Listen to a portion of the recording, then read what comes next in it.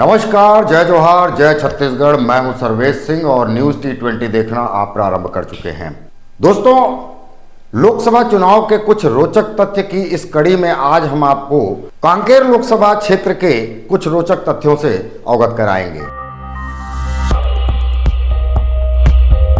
सबसे पहले जान लेते हैं कांकेर लोकसभा क्षेत्र के बारे में। तो दोस्तों, कांकेर लोकसभा क्षेत्र सन 1967 में अस्तित्व में आया था और ये लोकसभा अनुसूचित जनजाति के लिए आरक्षित सीट है, लोकसभा क्षेत्र है और इसकी कुल जनसंख्या वर्तमान समय के हिसाब से लगभग 26 लाख के आसपास की है, जिनमें आदिवासियों का जो प्रतिशत है इस जनसंख्या में वो लगभग 42% है। मतलब ये मानकर चला जाए कि आदिवासी फैक्टर यहाँ पर बहुत ही महत्वपूर्ण रहता है किसी भी प्रत्याशी की हार और जीत के लिए। और अगर हम मतदाताओं की बात करें तो वर्तमान समय में कांकेर लोकसभा क्षेत्र में 16,50,692 मतदाता अपने मतों का प्रयोग करेंगे। अगर वर्ष हम 2009 से बात करें या 2004 से बात करें, जब से छत्तीसगढ़ अस्तित्व में आया है, तो लगातार कांकेर लोकसभा क्षेत्र में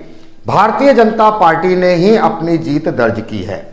कांग्रेस को एक बार भी छत्तीसगढ़ बनने के बाद यहां पर जीत का स्वाद नहीं मिल पाया है। वर्ष 2009 में जब चुनाव संपन्न हुए थे तो भारतीय जनता पार्टी के सोहन पोटाई जी ने कांग्रेस की फूलो देवी नेताम को लगभग 19,288 मतों से परास्त किया। उसके बाद जो चुनाव हुआ वर्ष 2014 का, इसमें भी भारतीय जनता पार्टी ने अपने प्रत्याशी को बदल दिया था। इस बार सोहन पोटाई की जगह भारतीय जनता पार्टी ने विक्रम उसेंडी नाम के युवा चेहरे को मैदान में उतारा था और भारतीय राष्ट्रीय कांग्रेस ने पुनः फूलो देवी नेताम को पर ही अपना दांव आजमाया था, जिन्होंने 2009 में अच्छी टक्कर दी थी भारतीय जनता पार्टी के प्रत्याशी को। परंतु परिणाम इस बार फिर से भारतीय जनता पार्टी के पक्ष में रहा और भारतीय जनता पार्टी के युवा चेहरे विक्रम उसेंडी ने इस बार जीत का अंतर बढ़ाते हुए लगभग 35,158 मतों से भारतीय राष्ट्रीय कांग्रेस की प्रत्याशी फूलो देवी नेताम को पराजित किया था। अब आता है वर्ष 2019 में भारतीय जनता पार्टी फिर से अपना दांव खेलते हुए प्रत्याशी को बदल देती है। जी हां, जो विक्रम उसेंडी 2014 के चुनाव में 35,158 मतों से जीत दर्ज करते हैं, उन्हें बदल दिया जाता है और इस बार भारतीय जनता पार्टी मोहन मंडावी को चुनाव मैदान में उतारती है। तो वहीं भारतीय राष्ट्रीय कांग्रेस भी इस बार 2 बार की अपनी हारी हुई प्रत्याशी फूलो देवी नेताम को भी वो बदलती हैं और यहां से वो भी एक युवा चेहरे को मौका देती हैं, जिनका नाम होता है वीरेश ठाकुर। बेहद ही कड़ा मुकाबला होता है और इस बेहद ही कड़े मुकाबले में वीरेश ठाकुर इतनी कड़ी टक्कर देते हैं कि अंतोगत्वा यही लगता है कि इस बार भारतीय राष्ट्रीय कांग्रेस का खाता कांकेर लोकसभा सीट में खुल जाएगा। लेकिन जैसा कि वर्ष 2004 से होता आया है कि भारतीय जनता पार्टी के मोहन मंडावी इस बार भी जीत दर्ज करते हैं और जीत का अंतर रहता है इस बार महज 6,914 वोट। मतलब ये कहीं ना कहीं 2004 से भारतीय जनता पार्टी का जो प्रदर्शन रहा है लोकसभा क्षेत्र कांकेर के लिए, उसमें का इस बार का सबसे बुरा प्रदर्शन भी माना जा सकता है, क्योंकि इस बार वीरेश ठाकुर नाम का जो युवा चेहरा कांग्रेस पार्टी ने उतारा था वो बहुत कड़ी टक्कर देता है और मोहन मंडावी महज 6,914 मतों से अपनी जीत दर्ज करते हैं। यहां पर मैं दर्शकों को बताना चाहूंगा कि कांकेर लोकसभा क्षेत्र के अंतर्गत 8 विधानसभाएं आती हैं, वो भी 3 जिलों में समाहित हैं।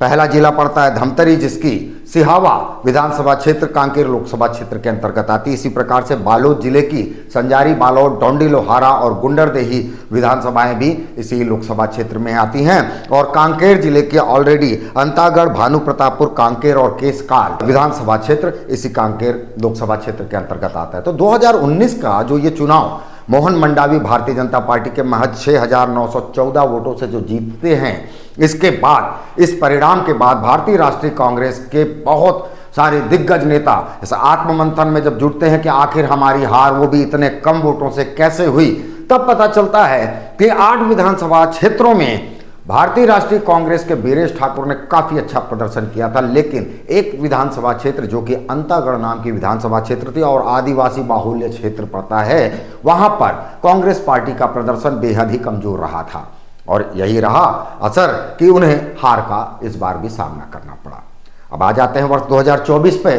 तो 2024 के चुनाव में एक बार पुनः भारतीय जनता पार्टी ने अपनी परिपाटी को कायम रखते हुए प्रत्याशी को बदल दिया है। इस बार पिछले बार के जीते हुए प्रत्याशी मोहन मंडावी की जगह इन्होंने वह वृद्ध नेता भोजराज नाग को भारतीय जनता पार्टी ने अपना अधिकृत प्रत्याशी बनाया है। वहीं भारतीय राष्ट्रीय कांग्रेस ने एक बार पुनः अपने उसी युवा चेहरे वीरेश ठाकुर पर दांव खेला है। इसी प्रकार से अन्य राष्ट्रीयकृत दलों ने भी अपने अपने प्रत्याशी यहां कांकेर लोकसभा क्षेत्र में उतारे हैं और कई निर्दलीय भी दांव ठोक रहे हैं। देखना बड़ा रोचक रहेगा कि आखिर ये मुकाबला इस बार किस करवट बैठता है, क्योंकि 2019 का जो मुकाबला था उसे कहीं ना कहीं कांटे की टक्कर माना जा सकता है। तो वैसे ही देखना होगा कि 2024 में परिणाम क्या आता है। हालांकि 26 अप्रैल के मतदान के बाद मतगणना तक ये साफ हो जाएगा, मतगणना के बाद, कि कांकेर का इस बार का मतदाता किसके पक्ष में अपना मतों का प्रयोग करता है। अब एक सबसे प्रमुख रोचक तथ्य से हम अपने दर्शकों से अवगत कराना चाहेंगे कांकेर लोकसभा क्षेत्र का जो रहा है, वो हम बात करेंगे वर्ष 2004 से, जब से छत्तीसगढ़ अस्तित्व में आया है।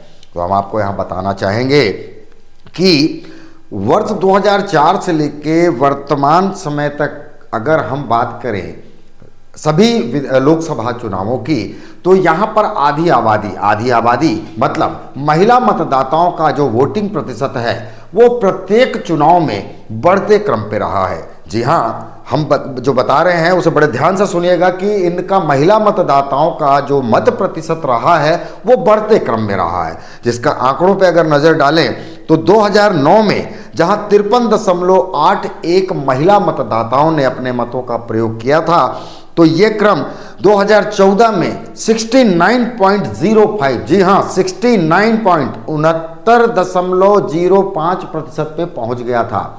और अगर बात करें 2019 की, तो 2019 में ये पहुंच गया प्रतिशत का आंकड़ा 73.32।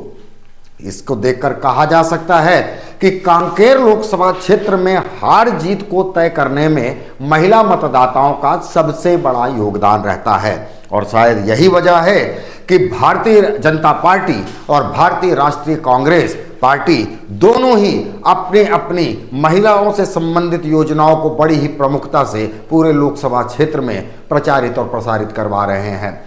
भारतीय जनता पार्टी अपनी वही पुरानी महतारी वंदन योजना को जहां प्रमुखता से महिलाओं के बीच में, महिला मतदाताओं के बीच में रख रही है, तो वहीं पे भारतीय राष्ट्रीय कांग्रेस ने महालक्ष्मी गारंटी योजना के नाम से अपना तरफ से एक, जिसे वो ब्रह्मास्त्र कह रहे हैं, उसको छोड़ा है। हालांकि देखने लायक बात ये भी है कि इन दोनों ही योजनाओं से प्रभावित कितनी महिला मतदाता होती हैं और क्या इस वर्ष 2024 के चुनाव में भी महिला मतदाताओं का जो वोटिंग परसेंट है वो क्या बढ़ते क्रम में रहेगा या फिर इस वर्ष ये क्रम घटता है। तो इस कड़ी में फिलहाल इतना ही। आप बने रहिए न्यूज़ T20 के साथ और लोकसभा चुनाव के इसी प्रकार के रोचक तथ्यों से हम लगातार आपको अवगत कराते रहेंगे। अब मुझे इजाजत दीजिए। नमस्कार, जय जोहार, जय छत्तीसगढ़।